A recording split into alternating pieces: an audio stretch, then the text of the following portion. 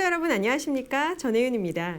지난주 매섭게 추웠던 날씨와 상반되게 이번 주는 따뜻한 겨울 날씨로 바깥 활동해 보시면 좋을 것 같습니다. 겨울철 실외 활동은 면역력 강화와 정신 건강에 도움을 줍니다. 단 적절한 복장으로 추위에 대비하시고 미리 충분한 스트레칭 하시는 것 잊지 마시기 바랍니다. 그럼 2월 26일 수요일 생방송 시카고 지금 시작합니다.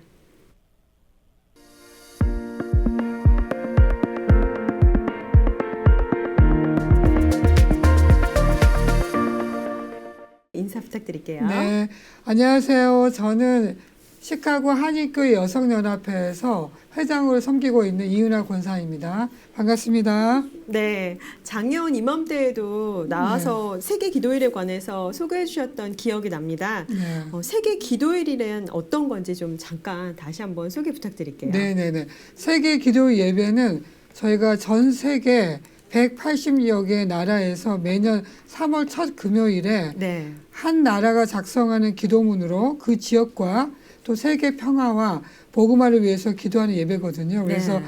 1887년에 미국 장로교 국내 선교부 의장인 메리 제임스 여사가 네. 이민자들이 부당한 대우를 받고 어려움을 겪는 걸 보면서 이분들을 영적으로 회복시켜 주시기 위해서 시작한 기도회로 시작했습니다. 그럼 미주 한인들은 언제부터 동참하게 됐나요? 네. 그래서 이번 2025년에 138주년이 되는 거거든요. 네. 그래서 우리가 1979년에 처음으로 뉴욕에서 네. 세계 기도 예배 시작했어요. 미주에서는. 그 다음에 1984년에 미주 한인교회 여성연합회가 조직이 돼서 네. 현재 미주에서는 70여 개 지역에서 예배를 드리고 있고, 그리고 우리 시카고 지역에서는 1984년에 시작되어서 금년이 42회째입니다. 굉장히 역사가 네. 오래된 기도회네요. 맞아요. 네. 그렇군요. 매년 기도가 좀 절실한 나라에 기도문을 채택해서 함께 기도하면서 나누고 계시잖아요. 네. 2025년도는 세계 이 기도일 기도문은 어느 나라 여성들이 제작하게 되나요? 네, 그래서 이번 연도는 저희가 쿡 아일랜드, 쿡 네. 제도라고 하는 교회 기독 여성들이 네. 시편 139편 14절 말씀, 내가 주께 감사하옴은 나를 지으심이 심히 기묘하심이라.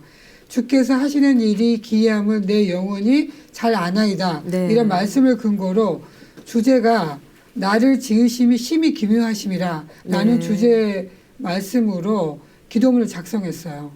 네. 그럼 혹시 그 기도문에 대해서 좀 어떤 내용인지 좀 더 부연 설명해 주실 수 있을까요? 네, 왜냐하면은 저희가 하나님 우리를 창조하셨잖아요. 네. 그래서 우리 창조에 대해서 감사하는 그리고 우리가 좀 하나님의 영광을 위해서 쓰임 받을 수 있도록 네. 그런 기도문이에요. 네. 그렇군요. 쿡 제도는 좀 어떤 건지 좀 소개해 주세요. 네, 쿡제도라는 나라는 남태평양 중앙에 15개 섬으로 구성된 네. 구글에서 찾기가 굉장히 어렵다고 그래요. 네, 그런 작아서요? 섬으로, 예, 아주 작아요. 그래서 아주 작은 나라인데 네. 특별히 15개 섬 중에서 또 3개는 무인도래요. 그럼 이제 12개 섬이 있잖아요. 근데 12개 네네. 섬에서도 그 상주하는 인구가 너무 작아요. 그래서 현재 15,040명이 거주하고 네. 그리고 또 인구의 65%가 수도인 라로통가라는 그 섬에 거주하고 있다고 합니다. 그리고 이제 또 이 쿡제도 사람들이 좀 특별한 것은 뉴질랜드하고 호주에 네. 10만 명의 쿡 아일랜드인들이 거주하고 있어서 국내에 비해서 다른 그 제외동포가 많은 그런 나라입니다. 네. 그리고 이제 언어는 영어와 마오리어를 사용하고 있다고 합니다. 그렇군요. 네. 이렇게 그 매년 나라가 바뀌어가면서 기도문 작성이 선정이 되는데 그런 기준이 있나요? 어떤 그 다음에는 어떤 나라가 할지 이런 그 네네네. 순서가 있나요? 네네. 그래서 미주 그 본부가 있는데 네. 그 본부에서 몇 년 전부터 제가 듣기는 3년 전부터 네네. 각 그 나라를 돌아갈 나라들을 그 기독 여성들 연락을 하셔가지고 그분들이 기도문을 작성하는 충분한 시간을 가지고 예, 그렇게 진행되는 걸 알고 있어요. 그렇군요. 네. 매 3월 첫 번째 금요일이죠. 네네네. 시카고의 2025년 세계 기도일 예배는 시카고 지역 어디에서 네. 열리고 참여할 수 네. 있을까요? 네, 이번에 저희가 세계기도 예배는 3월 7일 7시 30분에 시작합니다. 그래서 네. 우리가 일리노이 주 안에는 저희가 5지역이 있는데 네. 시카고 지역은 조은석 목사님이 심우하시는 시카고 한인연합장로교회, 네. 중부 지역은 전상현 목사님이 심우하시는 미드웨스트 장로교회, 서부 지역은 조재현 목사님이 심우하시는 살렘 한인연합감리교회, 북부 지역은 김광태 목사님이 심우하시는 시카고 한인제일감리교회, 남부 지역은 윤인선 목사님이 심우하시는 남부 시카고 연합감리교회에서 우리가 예배를 드립니다. 네, 매년 시카고에서 세계 기도일 예배를 주관하고 계시는데요. 네. 작년에도 하셨고 이걸 통해서 느끼거나 얻을 수 있는 점은 어떤 게 있을까요? 네, 왜냐하면은 저희가 1년에 한 번이고 네. 또 매해마다 그 한 나라를 선정해서 우리가 기도를 하고 또 특별히 그 나라에서 작성한 기독 여성들이 작성한 기도문을 가지고 예배를 드리는 네. 특별한 그런 맞아요. 기도 예배잖아요. 그래서 제가 예배를 드려보니까 굉장히 그 나라를 이해하고 또 그 나라를 위해서 우리가 기도할 수 있는 굉장히 특별하고 좋은 예배라고 생각합니다. 네, 이번 그 세계 기도일 예배에서 드리는 헌금이 두 네. 가지라고 들었습니다. 네, 네, 알려주시죠. 네, 저희가 세계기도 예배에서 드려진 헌금이 세계기도를 헌금하고요. 저희가 장우돈 헌금이라고 두 가지가 있는데 네. 세계기도 헌금은 저희가 전액 미주 연합해서 보내줘요. 그래서 우리가 지금 쿡 아일랜드를 위해서 우리가 사용하고 또 그 외에 우리가 세계에서 고통받고 있는 그 지역들을 위해서 일하시는 그런 선교단체에 보내집니다.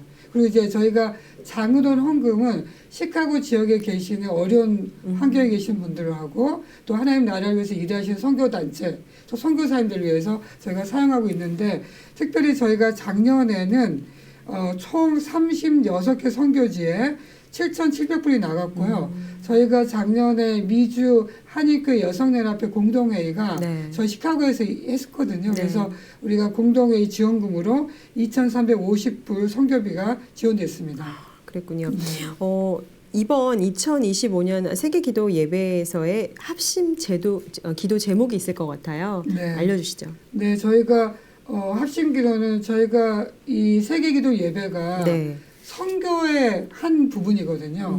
네, 그래서 우리가 세계 복음화와 세계 각지에서 수고하시는 선교사님들의 사역과 가족들을 위해서 기도하고요. 그리고 국제도 지금 국제도 나라를 위해서 주님의 자녀들이 담대하게 복음을 선포하여 이분들의 회복의 삶으로 주님께 영광 돌릴 수 있도록 기도하고 또 온 세계가 지금 테러, 기아, 전쟁, 온갖 폭력과 억압에서 해방될 수 있도록 네. 그리고 또 기후 위기가 있잖아요. 그래서 기후 위기를 극복할 수 있는 지혜와 용기를 주시도록 그리고 지금 현재 우리 한국이 굉장히 지금 혼란스럽잖아요. 정치적으로. 그래서 우리 조국 대한민국과 미국이 하나님 나라에 합한 나라가 되도록 우리가 기도하고 있습니다. 네. 기도회가 끝나면 또 예배 평가회가 있으시다고 들었습니다. 네네네. 이 예배 평가회는 어떻게 진행되는 건가요? 네, 저희가 5개 지역으로 나눠서 예배를 드리기 때문에 네. 우리가 예배 드린 금요일 그 다음 주 바로 월요일 날 3월 10일 날 저희가 시카고 한인제일감리교회에서 평가회를 갔습니다. 이 평가회는 5지역에서 예배 드리신 분들 다 모여서 네. 헌금을 다 가지고 오시고 그리고 각 예배 때 우리가 부족함이 있었는지 또 뭐가 은혜스러웠는지 우리가 나누면서 또 그 다음에 2026년에 우리가 세계기도 예배를 더 잘 드리기 위해서 그렇게 준비하는 그런 시간입니다. 네. 혹시 이 프로그램 보시고 나도 한번 그 기도회 가보고 싶다 하시는 분들도 참석 가능한가요? 네네네. 가까운 그 지역에 있는 교회 참석하셔서 같이 예배 드리시면은 너무 좋을 것 같습니다. 네. 끝으로 그럼 초청 메시지 부탁드리겠습니다. 네. 저희가 세계기도 예배는 일반 예배랑 다르게 1년에 3월 첫 주 금요일 날 처음 드리고 또 특별한 그런 예배 순서가 있습니다. 그래서 우리가 이번에는 쿡 제도에서 그 기독 여성들이 작성한 기도문을 가지고 예배 드리기 때문에 관심 있으신 많으신 분들이 가까운 교회에 가셔서 정말 은혜롭게 그 나라를 위해서 기도하고 우리가 하나님께 정말 영광 돌리고 또 그 나라의 그런 그 역사와 또 주제를 좀 들으면서 하나님께 영광 돌릴 수 있는 그런 귀한 예배로 생각합니다. 많이 오셔서 함께 예배 나눠주세요. 네. 감사합니다. 네, 고맙습니다. 오늘 좋은 말씀 감사합니다. 네, 감사합니다.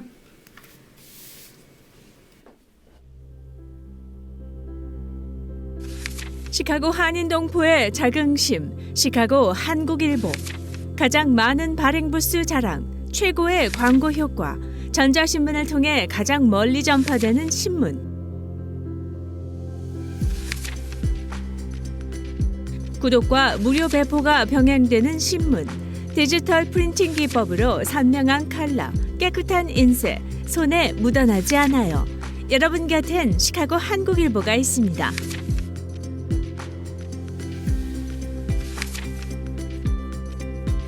시카고 사람이라면 시카고 한국일보를 보셔야죠.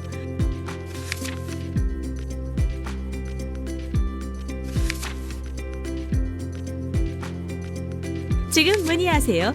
847-290-8282번입니다. 시카고 사람, 시카고 한국일보.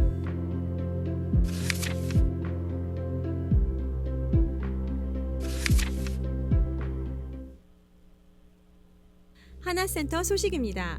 아트 오브 저스티스, 시카고 공립학교 고등학생을 위한 정의를 위한 예술 아트 오브 저스티스 프로그램 2월 24일부터 4월 30일까지 운영.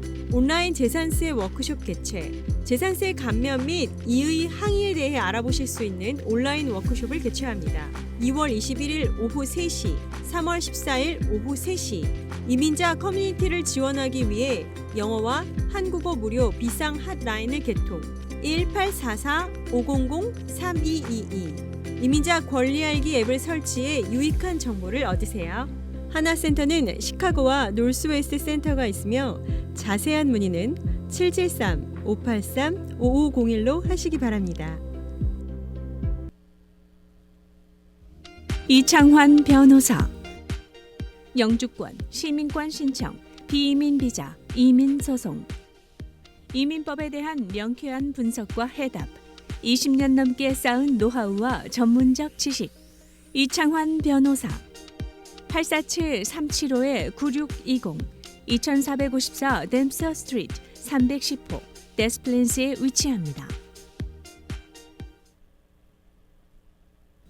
윈TV 생방송 시카고 지금은 시카고를 포함 미국 내 한인 커뮤니티와의 활발한 소통, 정치, 경제, 교육, 사회, 문화 등 다양한 분야의 심도 있는 정보 제공, 방송을 통해 고단하고 지친 이민 사회에 활력을 불어넣기 위해 노력합니다.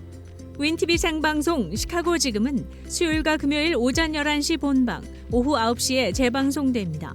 아울러 시카고 윈TV 유튜브 채널로 실시간 방송됩니다. 출연 및 후원에 관한 문의는 224-283-8200 TV 제작국으로 하시기 바랍니다. 시카고 동포들과 함께 만들어가는 방송 윈TV 생방송 시카고 지금.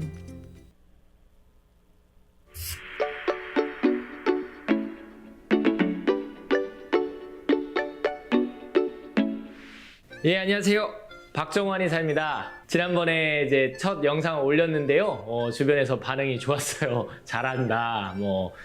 또 도움이 되는 이야기가 많았다. 그래서 너무 감사드리고요. 오늘은 팔꿈치 통증을 좀 먼저 말씀을 드리려고 합니다. 엘보우라고 많이 부르죠. 이 테니스 엘보우, 이렇게 또 골프 엘보우 얘기를 하는데, 우리가 이제 정식 용어는 아니지만 보통 테니스 엘보우라고 하는 거는 바깥쪽 외측 상가염을 얘기를 하고, 골프 엘보우라고 하는 거는 내측 상가염이라고 얘기를 하죠. 근데 치료 방법은 거의 동일해요. 제 이제 지론이기도 한데, 이 엘보우는 절대 그냥 단순히 염증이라고 생각하시면 안 됩니다. 이게 무슨 얘기냐? 자, 우리 시청자분들께서도 한번 자기 손을 보고 한번 해보세요. 이렇게 팔을 걷어 보시고, 주먹을 쥐면 올라오는 근육이 있죠. 그리고 주먹을 쥐고 안으로 구부려도 움직이는 근육들이 있고요. 또 손가락으로 움직여도 움직이는 근육들이 있어요. 자, 이런 것들이 다 손목과 손가락을 쓰는 근육들이 어디에 붙냐면 다 우리 엘보우가 생기는 이 팔꿈치 바깥쪽과 안쪽에 붙습니다. 그래서 이 손가락과 손목을 움직이는 근육들이 굳는다면, 즉 근육의 길이가 짧아져서 잘 늘어나질 못한다면,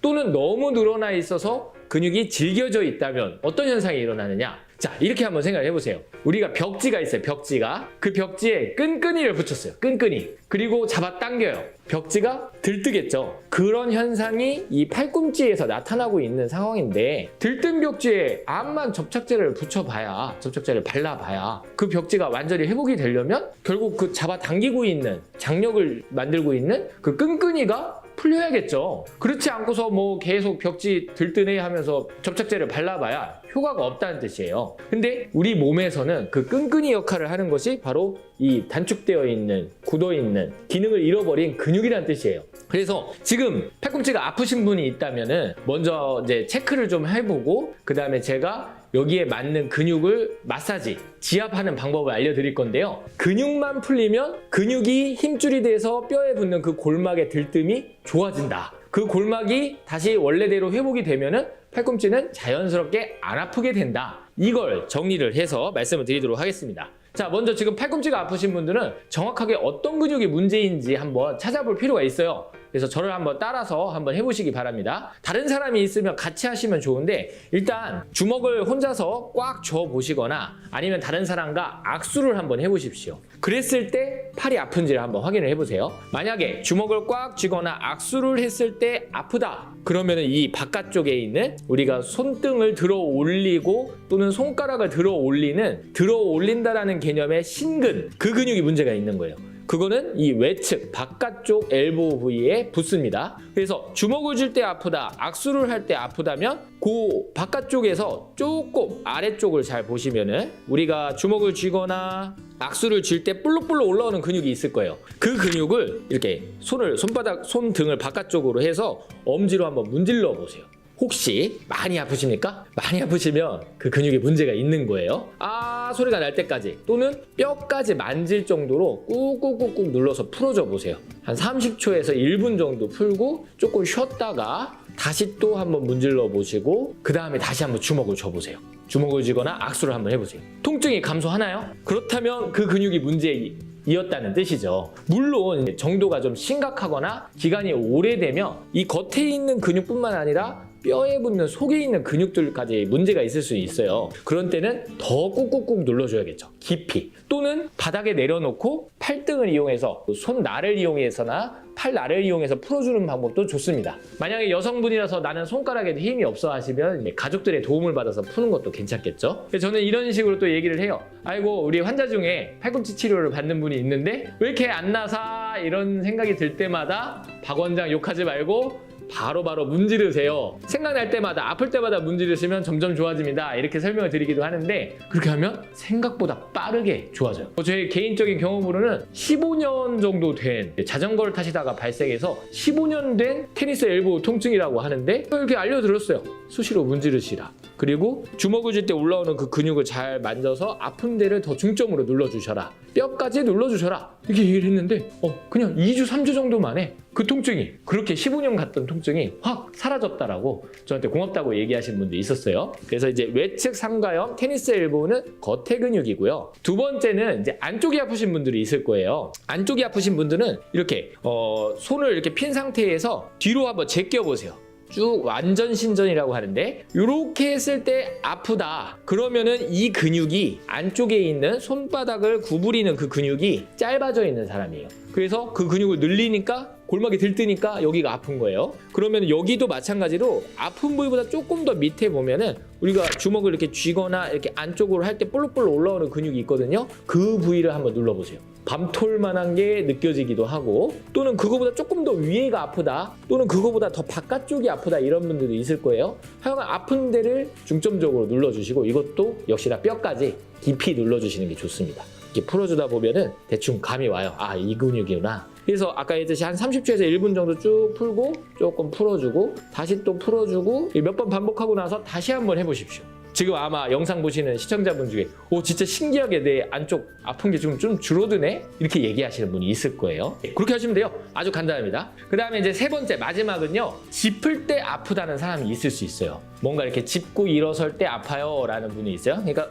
약간 손목을 구부린 상태에서 짚고 일어날 때 아프다는 분이 있으신데, 그런 분들은 또 여기 회내 방형근이라고 하는데 이 요골과 척골 사이에 이어주는 그 근육이 좀 굳어 있는 분들도 있어요. 간혹 있습니다. 그런 분들은 이제 여기 다 풀고도 아프다. 그렇다면은 이쪽을 중점적으로 그냥 이렇게 네모 형태로 문질러 주시면 됩니다. 만약에 이 근육을 문질렀는데 뭔가 좀 딱딱하게 느껴지는 게 있고 그걸 또 풀었더니 좋아졌다 그러면 실제로 그 근육에 문제가 있었다는 뜻이에요. 그래서 이렇게 잘 풀어주시면 됩니다. 간단하죠? 뭐 어려운 거 없잖아요. 아픈데 찾아서 문지르면 되는 건데 왜 문지르면 좋아지는 거예요? 이거 못 믿겠는데 왜 그렇죠? 이렇게 되면은 이제 제가 이제 말씀드릴 수 있는 게 모든 근육은 일을 하거나 활동을 하면은 피로가 쌓여요. 모든 근육은 피로가 쌓이는데 그 피로가 회복이 되려면 적절하게 영양소와 깨끗한 산소를 품고 있는 혈액이 잘 가야 됩니다. 대체로 엘보가 오래 가는 사람들은요, 심장에서 출발한 혈액이 손끝, 발끝, 팔꿈치 끝까지 잘 안 간다는 뜻이에요.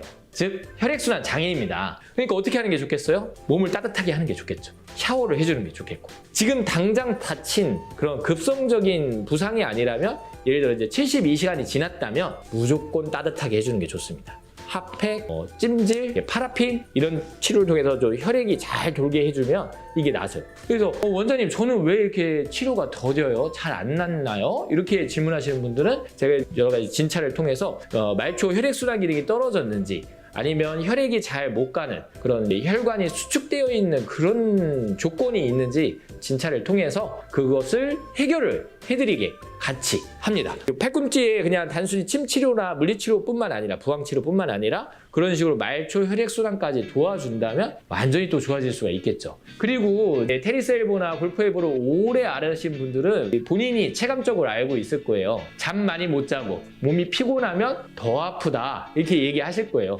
맞아요. 그게 바로 근육의 회복이 늦어졌기 때문입니다. 그래서 단순히 어떻게 보면 말초 끝이니까 여기만 뭐 염증만 억제하면 될 것 같다 이렇게 하지만 사실은 이 부상을 치료하는 거는 결국 내 몸이에요. 내 몸. 내 심장에서 출발한 혈액이 신선한 산소와 에너지를 가지고서 여기에 근육의 피로를 다 대사를 해줘야 된다는 거죠. 그러니까 제가 항상 얘기하듯이 좋은 거 먹고 잘 자고 혈액순환 도와주는 게 이 팔꿈치 통증에도 당연히 도움이 된다. 마지막으로요. 우리의 팔꿈치는 해부학적인 자세가 있어요. 해부학적인 자세. 뭐냐면 뼈가 가장 편안한 상태로 정렬되는 자세가 있는데 그게 이걸까요? 이걸까요? 의학적인 용어로는 회내라고 하고 회외라고 하는데 우리가 보통 잠잘 때는 어떻게 주무시죠? 사람마다 다 다를 테지만 어떤 분들은 대부분 이렇게 팔을 모으고 자거나 웅크리고 잔다 이런 분들 많으실 거예요. 그런데 해부학적인 자세는 사실 회외 손바닥이 앞으로 보이는 이 자세가 맞아요. 이게 견갑골도 펴지고 어깨도 제대로 펴지고 요골과 척골이 제 위치에 있는 그런 자세거든요. 그러면은 결국 이게 왜 중요하냐면 해부학적인 자세로 휴식을 취하면 근육이 최대한 자기 위치에서 편안하게 쉴 수가 있다는 뜻이에요. 그런데 회내라고 하죠. 이런 자세는 뭐 우리가 보통 팔짱을 낀다든지 잘 때 이렇게 웅크리고 잔다든지 일할 때 이렇게 일하는 사람 없죠. 다 손등이 위로 오게 해서 글을 쓰든지 컴퓨터 자판을 칠 거 아니에요. 이 자세가 정상인데 이 자세로 한다는 것 자체가 벌써부터 근육이 땡기기 시작한다는 뜻이에요. 그러니까 골막이 들뜨겠죠. 그래서 팔꿈치가 안 좋은 분들은 사실은 쉴 때 확실히 해부학적인 포지션 이렇게 손바닥이 앞으로 보이는 자세로 휴식을 취해주는 게 좋습니다. 저는 이렇게 피니까 좀 불편한데요. 그런 경우는 이두근이나 전완에 있는 근육들이 좀 굳어있는 경우가 많기 때문에 살짝 베개 같은 걸 받쳐서 약간 구부리면 좀 더 편해질 수가 있겠죠. 이렇게 휴식 시간 때 어떤 포지셔닝을 취하느냐에도 내 팔꿈치에 영향을 미쳐서 결과적으로 골막이 들뜨는 것을 예방할 수 있다. 오늘은 여기까지입니다.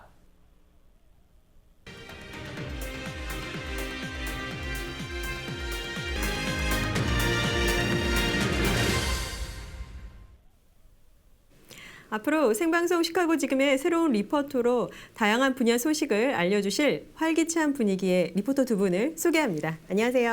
안녕하세요. 네, 반갑습니다. 네, 각자 소개 부탁드릴게요. 네, 안녕하세요. 대금 연주자이자 한국문화 강연가 하청라입니다. 반갑습니다. 네, 안녕하세요. 다운타운의 즐거운 숨은 진주를 찾아서 코너를 함께하게 된 백진주입니다. 반갑습니다. 네, 아니 이렇게 나와주시니까 스튜디오 분위기가 너무 화사해요. 앞으로 생방송 시카고 지금에서 각자 어떤 코너를 맡게 될 예정인지 소개를 좀 자세하게 부탁드릴게요. 하청라님 먼저. 네, 제가 시카고 지금에서 함께할 코너는 하청라의 전통문화 리부트라는 코너입니다. 네, 리부트라는 새롭게 시동을 건다라는 단어를 전통문화와 접합시켜 네. 우리가 알아야 할 한국의 전통문화들을 이제 새롭고 재밌게 알아가는 시간을 마련했고요. 또 끝으로는 시카고에서 열리는 다양한 한국 관련 문화행사 소식 또한 전해드릴 예정입니다.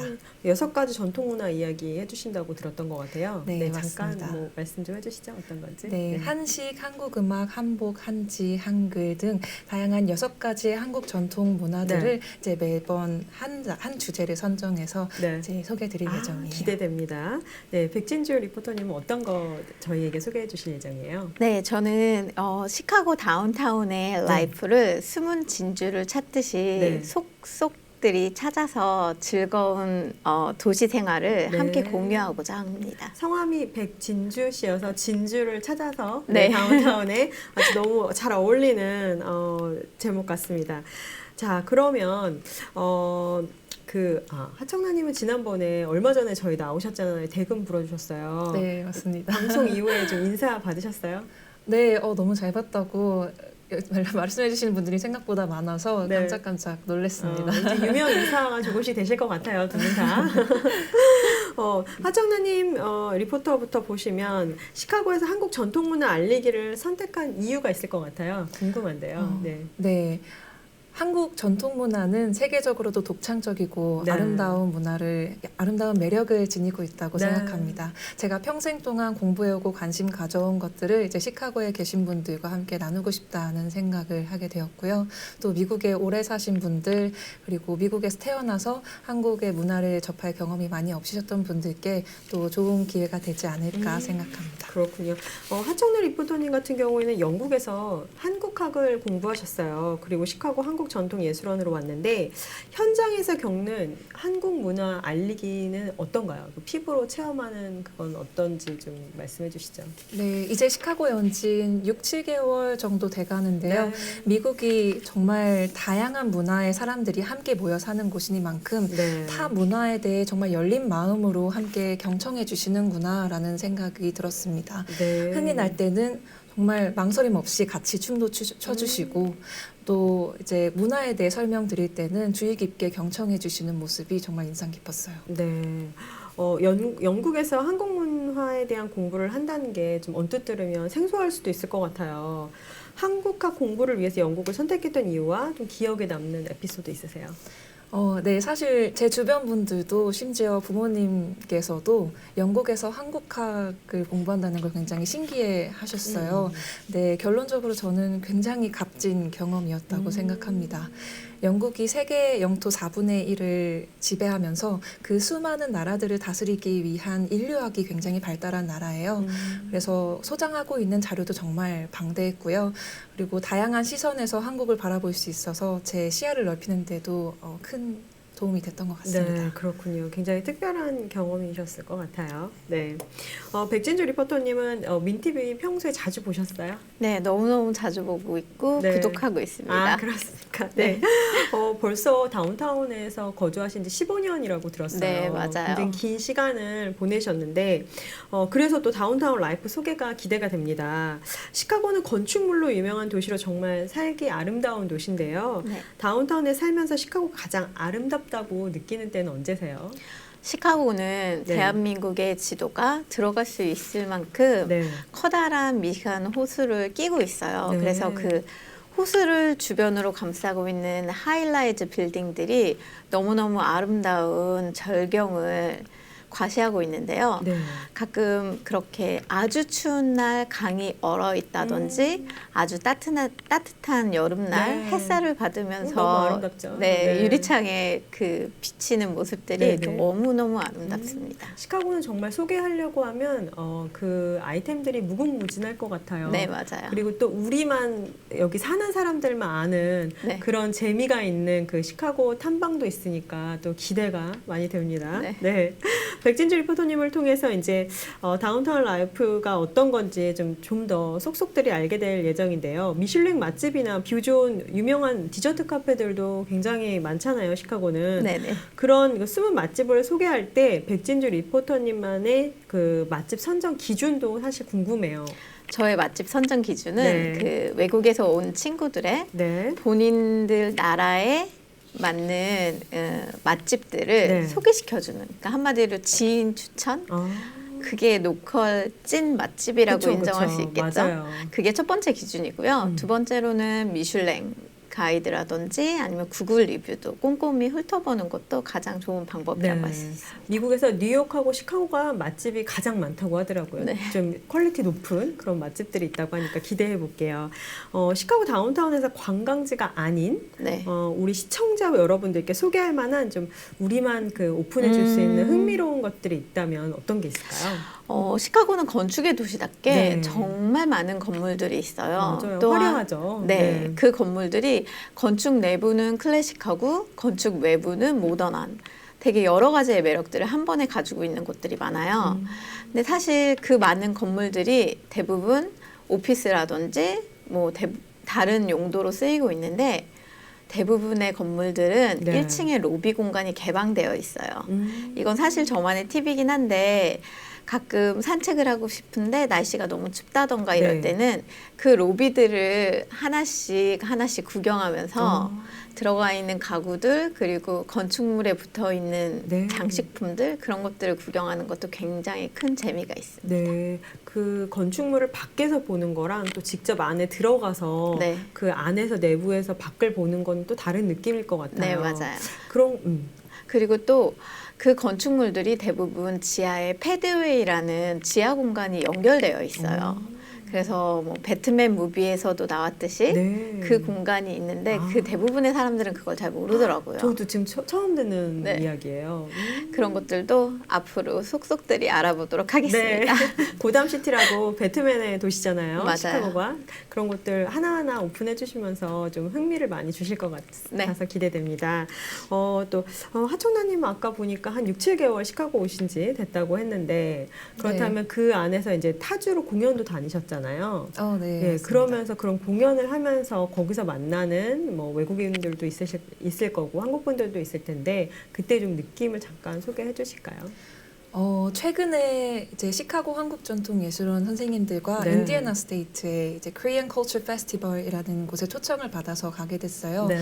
네, 거기서 저희가 마지막 곡으로 신나게 드러밍을 하면서 춤을 추는 곡인 상모판굿이라는 곡을 연주를 했는데 이제 거기서 마지막에 다 같이 한번 즐겨볼까요? 라고 했는데 정말 거짓말 안 하고 수십 명이 같이 일어나서 네. 춤을 춰주시고 저희가 이제 어깨에 이렇게 손을 얹어서 같이 열차 가는 듯한 이렇게 모션을 했거든요. 네. 근데 같이 누군지도 모르는 모두와 함께 열차를 만들어서 이렇게 즐겨주시는 걸 보고 여긴 정말 오픈 마인드시구나. 네. 너무 감사하다라는 생각을 맞아요. 했습니다. 언어가 필요 없죠. 네, 정말 이 네. 마음이 하나가 돼서 즐길 수 있다는 거는 네, 맞습니다. 그 음악을 통해서 그렇게 즐길 수 있다는 건 특별한 매력이 아닌가 싶습니다. 또 한국의 전통 흥이 네. 또 이제 여기서도 통하는구나. 네, 라는 맞아요. 생각도 했습니다. 두 분이 이제 시카고 지금에서 알차고 생동감 있는 코너들을 이제 만들어 주실 예정인데요. 앞으로 이 코너에 대한 포부나 뭐 각오가 있으면 한마디씩 해주시죠. 네. 네. 요즘 방구석 여행이 트렌드라고 하잖아요. 네, 이 코너를 통해서 방에서 편안하게 이제 한국을 여행하는 듯한 또 한국 언제 가지? 라는 설렘을 드릴 수 있는 재밌고 유익한 시간 만들어 보도록 하겠습니다. 네. 네.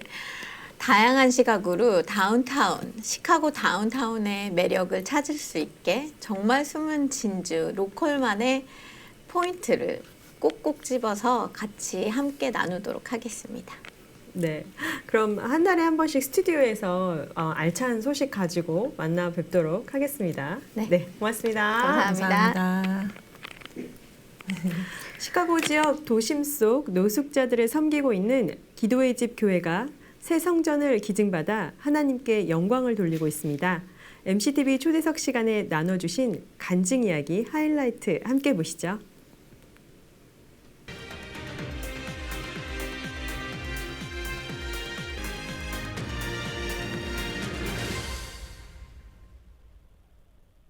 네, 김광수 목사님 먼저 그 목사님과 그 시카고에서 기도의 집, 그 도시 선교를 시작하게 된 어떤 계기와 또 과정에 대해서 좀 말씀을 먼저 들어보고 싶은데요. 예, 그 모든 게 다 하나님의 은혜인 것 같아요. 제가 모태 신앙이었지만은 그냥 예수 똑똑히 믿지 않았던 그런 시절이 있었고, 제가 어느 날 말씀과 성령으로 인해서 제가 주님을 만나고 나서 내 삶이 점점 가다듬어지고 내 성품과 인격들이 하나님의 말씀으로 인해서 잘 정돈돼 가고 있는데, 저뿐만 아니라 세상에 있는 사람들, 소외된 사람들, 가난한 사람들, 특별히 노숙인들에 대한 하나님의 소원을 보게 됐어요. 그분들이 가난하고 집이 없고 아무것도 할 수 없다고 세상 사람들은 이야기하지만은 그분들도 복음의 혜택을 받을 수 있는 분들인데, 저분들이 만약에 저처럼 예수 그리스도를 말씀과 성령으로 만난다면은 얼마든지 변화될 수 있는 그런 삶을 살 수 있겠다 하는 그 소원을 제가 깨달은 게 아니라 하나님 깨닫게 해 주셔서 제가 그 계기가 그렇게 시작된 것 같아요. 그래서 하나님께서 극적인 부름을 제가 깨달았죠. 그 전에 제가 비즈니스 했었는데, 비즈니스 할 때마다 그분들에 대한 그 아픔과 하나님이 그분들을 향한 그 힘들어하시고 또 그들을 사랑하시고 그냥 안타까워하시는 그 모습을 제가 경험하게 되니까 아내가 저분들을 좀 섬길 수 있으면 좋겠다. 그래서 기도로 하나님의 콜링을 깨닫고 이제 마음을 먹기 시작했죠. 그 말씀하신 대로 정말 노숙자분들은 사회에서도 정말 소외된 계층 중에서도 가장 또 힘드신 분들이신데요. 그 먼저는 시카고 그 지역 노숙자들을 대상으로 노방 정도에서부터 시작을 하신 거죠. 그리고 또 그 브로드웨이 길에 있는 그 비즈니스 하시던 그 옷가게 2층에서 시작하신 걸로 또 기억을 하는데, 어떻게 이렇게 몇 분이 모이셔서 또 시작을 하셨고, 또 지금은 또 기도의 집 교회 성도님들은 주로 어떤 분들이신지 좀 말씀 나눠주시겠어요? 네. 처음에는 우리가 그 업타운에 있는 많은 분들 중에 기도 모임을 시작했어요. 한두 사람이 모여서 같이 기도하고 업타운을 위해서 기도하고 시카고를 위해 기도했는데, 되게 많은 분들이 노숙인이라 그러면은 필요한 게 먹을 거, 입을 거, 잠자리가 필요하다 그렇게 생각하는데, 우리와 똑같이 물론 그것들도 필요하지만은 그분들이 살아날 수 있는 길은 하나님의 말씀과 성령의 도움이 없이는 결코 변할 수 없다. 왜냐하면 10년을 그분들에게 음식을 갖다 주고 옷을 갖다 주고 섬겨도 그들의 삶이 변하지 않고 계속해서 노숙인으로 된다는 것은 이건 잘못된 거다. 그래서 많은 분들이 노숙인 사역 그러면은 밥을 갖다 주자, 옷을 갖다 주자, 물론 필요합니다. 근데 제가 이제 하나님께서 저에게 주신 그 소원은, 하나님께서 주신 그 주님의 뜻은 어떤 건가니, 네가 누렸던 말씀, 네가 날 만났던 말씀, 네가 기도를 통해서 나와 교제하는 그 관계, 그리고 네가 삶 속에서 치유받고 회복됐던 것들을 그들에게 똑같이 적용시켜라 하는 그런 마음을 하나님께서 오랫동안 주셨어요. 그래 보면은 정말 저 사람들이 돈이 필요하고 물질이 필요하고 또 대개가 다는 아니지만 마약이나 술로 찌든 사람들이 과연 우리가 배우고 있는 말씀과 기도와 예배를 저분들이 용납할 수 있을까 그랬는데, 놀랍게도 예배를 초청하니까 그분들이 변하기 시작한 겁니다.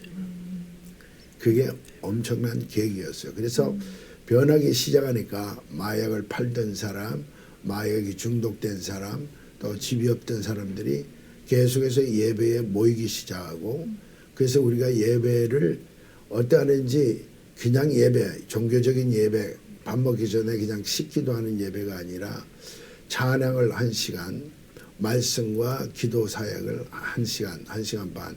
그래서 전혀 어렵다고 생각하는 사람을 모시고 교회에서 노숙인들을 초청해서 노방전도에서 모시고 와서 예배를 드리기 시작하는데, 정말 산 예배가 되니까 살아있는 사람들의 역사가 일어나는 거예요. 회개가 일어나고 그들의 결단이 일어나고 그들이 끊을 건 끊기 시작하고 그래서 우리가 저도 포함해서 야 이거다. 이게 바로 도시 선교의 키다. 예배가 살면 이분들이 사는구나. 예배가 산다는 말은 예배 때 하나님이 나타나시기만 하면은 이 사역이 이렇게 수월하고 기쁘고 감사가 넘치는 예배가 되겠구나. 그런데 지금까지 그때부터 20여 년간 우리의 초점이 하나님 밥을 주세요, 옷을 주세요가 아니라 예배 때마다 하나님 제발 나타나 주시기 바랍니다. 이 힘들고 어려운 분들을 하나님 예배 때 살리기를 원해서 말씀이 그들의 마음에 터칭이 되고 성령께서 그들을 울리시고 성령께서 그들의 죄가 기억나게 하셔서 주님 앞으로 돌아오게 해주세요. 근데 그게 놀라워요. 그게 얼마나 열매들을 하나님 허락하시는지 몰라요. 두 분께서 이렇게 지난해 또 목사 안수를 받으신 걸로 말씀을 들었습니다. 또 그 부분에 대해서 좀 어떻게 또 안수를 받게 되셨는지 예. 네, 말씀해 하나님 주세요. 하신 일을 하나님을 좀 높이고 싶어요.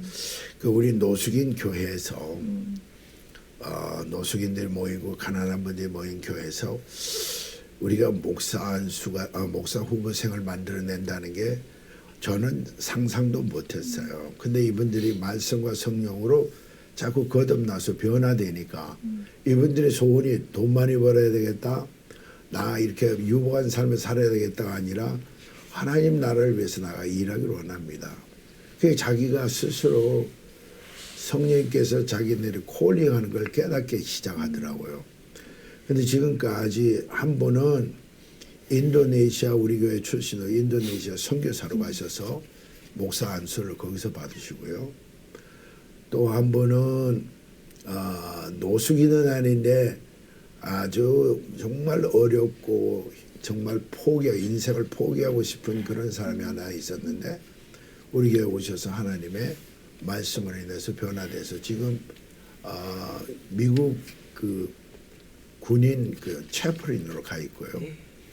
또 작년에는 마약으로 아주 찌들고 인생이 거의 망가진 듯한 그런 분인데 백인인데 그렉 스카트라고 그분이 안수를 받았고 그분이 우리 교회에 한 7년 있으셨고 우리 옆에 있는 우리 샨킴 우리 목사님은 정말 아주 터프하게 아주 마음대로 이 세상을 살다가 하나님의 부름을 받아서 대학 들어가고 신학대학원 들어가서 작년에 안수를 받았고 우리 룩 목사님은 그렇게 뭐 이렇게 나쁘게 뭐 이렇게 무슨 마약을 하거나 갱이 아니라 어릴 때부터 하나님의 불림을 받아 가난하고 힘들고 어려운 자들을 섬기겠다는 그런 하나님의 소원을 받고 어려서부터 지금까지 계속 기도해 왔는데 우리 교회 한 9년 전에 오셨고 이분은 한 14년 전에 오셨고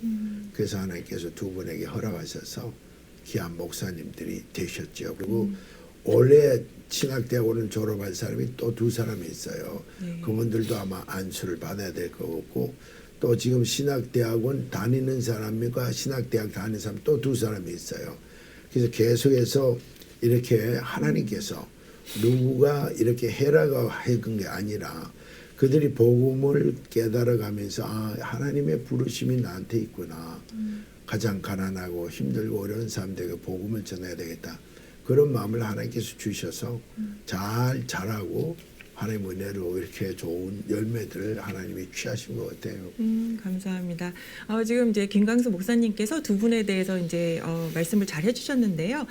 지금 이 시간을 한번 직접 그러면 패스터 샨 그리고 패스터 룩 두 분께 조금 한번 직접 들어보는 말씀을 들어보는 시간을 갖도록 하겠습니다. So could you share your ministry role at House of Prayer? Well, I'm one of the pastors at House of Prayer. I feel like one of my main roles is to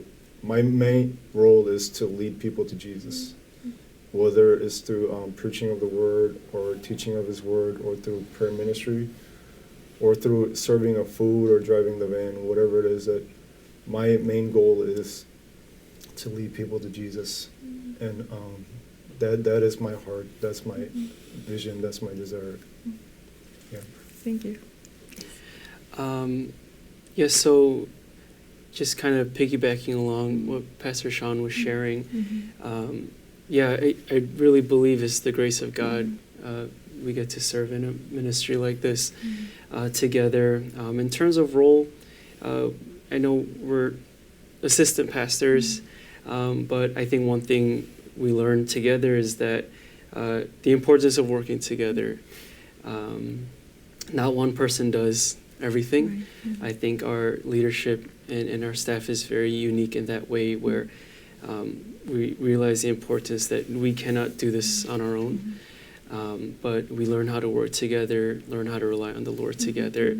Of course, there's different specific, like preaching, rotating, things like that, but I think that's one thing that was so important to learn, that this is not for our glory, not for our name, not for our reputation, but this is for His glory. And we want to lift up Jesus together. And like Pastor Kim shared, like Pastor Sean shared, we just want to point people towards Jesus and rely on Jesus. Yeah. 기도의 집이 드디어 이제 어떤 신앙의 보금자리를 마련하게 되었다고 들었어요. 그 부분에 대해서 좀 구체적으로 말씀을 나눠주실 수 있으시겠어요? 지금 우리가 지하실에서 예배를 건 한 20여 년 동안 드렸어요. 거기 전혀 불편이 없어요. 그 예배 드릴 때마다 하나님 나타나시고 기름 부음이 많이 쌓인 성전이에요. 비록 지하실이지만. 근데 이제 젊은 목사님들이 아까 이제 그거하고도 관계 있어요. 차세대의 이분들이 사역할 수 있는 길을 좀 열어야 되겠다. 뭐 누가 보면 먹을 것도 없는데 아이만 많이 낳는다 그런 정도로 뭐 가난한 교회에서 목사들이 수두룩하잖아요. 그래서 이분들한테 사역할 길을 하나님 열어주시면 참 좋겠습니다. 그리고 우리 기도하면서 한 5년 전부터 사우스에 처치 빌딩을 찾기 시작했어요. 웬걸이 노을수에는 허락을 받을 수도 없을 뿐만 아니라 또 이분들이 저와 함께 뜨거운 열정으로 달동네라도 좋습니다. 험악한 동네라도 좋습니다. 가서 복음을 전하기 원합니다. 그래서 110몇 가, 95가, 28가 뭐 우리한테 교회를 넘겨줄 것 같이 다 준비됐는데도 하나님 그걸 막으시더라고. 그래서 근데 이분들이 애가 셋이에요. 이분은 애가 주부는 둘이고 또 저도 이 노수 쪽에서 살고 있고 또 우리 교인들이 거의가 이제 업타운에서 우리가 저기 그 사역을 하니까 110가 95가 28가까지 가는 데는 시간상 1시간 반 내지 교통이 복잡하면 한 2시간씩 걸려요. 그런데도 불구하고 이 젊은 분들은 제가 속을 알잖아요. 가겠다는 거예요. 하나님 그걸 보셨던 것 같아요. 그래서 막으셔서 좀 실망을 했는데 어느 날 한국에서 오신 리타이어 하신 목사님이 어떤 교회 설교 목사님을 계시는데 저를 소개하셨던 것 같아요. 그래서 소개를 했더니만 거기 있는 분들이 장로님들이 우리 교회를 여기저기 알아보신 것 같아요. 근데 그분이 우리를 알기 전에 이 교회 교인도 얼마 안 됐는데 노숙인 교회에다가 좀 넘겨주면 좋겠다. 그런 소원을 우리를 알지도 못하는데 하셨다 그래요. 우리가 만나서 그 이야기를 하시는데 이 교회를 쓰게 우리가 다 허락을 하겠습니다. 이 교회를 기증하겠습니다. 우리는 뭐 꿈인가 생신가 했죠. 우리 교회에서 한 10분 가량 가면 그 있는데 포스트 애비뉴에 있어요. 26 웨스트 포스트 애비뉴에 있는데 우리한테는 정말 놀라운 축복이에요. 근데 이게 가서 그분들 알아서 우리가 뭐 도와주세요 쓰겠습니다. 또 우리가 그분들 알아서 어떻게 이 사람 저 사람한테 운동을 해서 이야기한 것도 아니고 전혀 성경 말씀에 주님 앞에서 잠잠하라는 식으로 우리의 아이디어와 우리의 지혜와 우리의 시간이 아니라 전적으로 하나님께서 그분들에게 감동을 주셔서 우리에게 하신 일이라. 그래서 하나님의 은혜라고 저는 믿어요. 그러니까 우리는 달동네라도 가서 복음을 전하겠습니다. 깡패나 창녀들이나 마약 저기 거래하는 자들이 모인 곳에서 우리가 복음을 전하겠습니다. 근데 하나님이 우리를 테스트하신 것 같아요.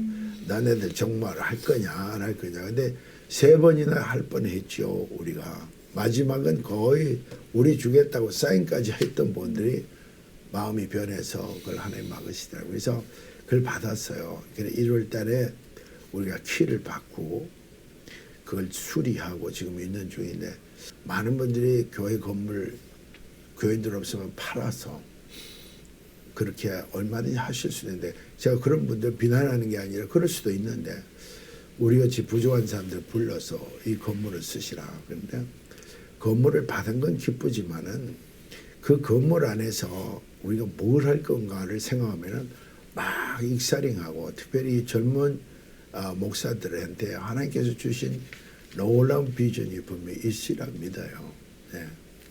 이게 또 시카고 한인 장로교회 그 성전을 후원을 받게 됐다고 말씀을 들었는데, 그 부분에 대해서 좀 설명을 해주실 수 있으실까요? 예, 우리가 그 건물을 이렇게 그분들이 우리한테 기증을 하셨는데, 그분들이 이제 하나 부탁을 저한테 하셨어요. 목사님, 우리가 몇 명 남지 않았지만은 한국어로 주일날 설교를 해 주실 수 있겠습니까? 그래서 제가 그분이 또 부탁을 하시니까 제가 할 수 있는 일은 말씀은 전할 수 있잖아요. 그래서 제가 10시 반에 그 한국 분들 몇 명 되지 않지만은 그분하고 또 우리 교회 영어도 하고 한국말도 하시는 분들 몇 분하고 같이 10시 반에 우리가 예배를 드려요. 근데 제가 이제 하나님께 여쭤보죠. 하나님, 제가 한국어 그 사역을 안 하고 계속 노숙인 영어 사역을 했는데 이분들을 잘 할 수 있을까요? 그런데 뭐 그렇게 그냥 대답은 안 하시더라도 마음에 부담은 없어요. 그래서 그 근처에 혹시 교회 나가지 않는 분들, 교회 나가시는 분들 거기로 모실 필요는 없고요. 교회 안 나가시는 분들, 또 예수를 안 믿는 분들, 또 라이드 때문에 좀 고생하는 분들이 있으면은 제가 그분들 좀 도와야 되겠다. 10시 반에 한국 분들 모여서 예배를 드리는데, 예배를 시작하고 나서 몇 분이 오시기 시작해요. 노인들이. 그래서 우리 교회는 거의 다 제가 제일 노인이고 다 젊은데 저보다 아주 연세 많은 분들이 많이 계시더라고요. 그래서 그분들을 섬기려고 그래요. 하나님의 뜻이 어디신지 몰라도 그분들 섬기고 그분들에게 말씀을 전하고 그럴 예정입니다. 마지막으로 저 기도 제목이 혹시 있으시면 같이 좀 나눠주시면 감사하겠습니다. 이미 말씀 저한테 물어보고 이분한테 물어보고 똑같은 물어보는데요. 네. 우리는 똑같아요. 네. 예배 때 하나님 제발 나타나 주십시오. 왜냐하면 우리가 마약에 찌든 사람, 크리미널, 그 범죄하던 사람, 몸 팔던 창녀들, 마약 중독되는 분들을 무슨 수로 그분들에게 고칩니까? 하나님의 복음이 아니면 안 되잖아요. 그 예배도 산 예배가 있고 살지 않는 예배가 있잖아요. 종교적인 예배가 있잖아요.